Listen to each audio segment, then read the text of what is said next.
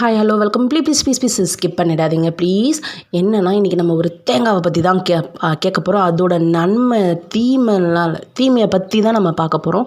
So நிறைய பேர் support பண்ணிகிட்ருக்கீங்க. Please subscribe and watch it, ஓகேங்களா? ஸோ இதோட என்ன தீமைகள்னு பார்த்துடலாமா?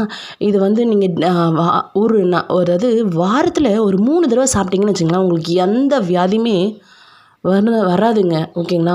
ஸோ இதை போய் நீங்கள் சாப்பிட போகிறீங்களா? அதுவும் தேங்காய் பாலை எடுத்து நீங்கள் குடிச்சிங்கன்னு வச்சுங்களேன், அப்புறம் நோயே வராது. ஹாஸ்பிட்டலுக்கு போக வேணாம். ஸோ ஹாஸ்பிட்டலுக்கு போகலன்னா காசு செலவு பண்ண வேணாம், சேவிங்ஸ் பண்ணிக்கலாம்.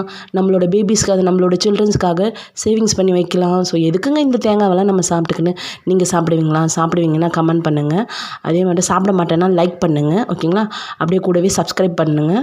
இந்த தேங்காவை வாரத்தில் 3 நாள் தேங்காய் பாலை எடுத்துக்கிட்டிங்கன்னா உடலில் இருக்கிற எல்லா கெட்ட கொழுப்புகளும் நச்சுக்களையும் வந்து சாகடித்து நம்மளுக்கு ரத்தத்தையும் எல்லாத்தையும் ப்யூர் ஆக்கி கொடுக்குங்க.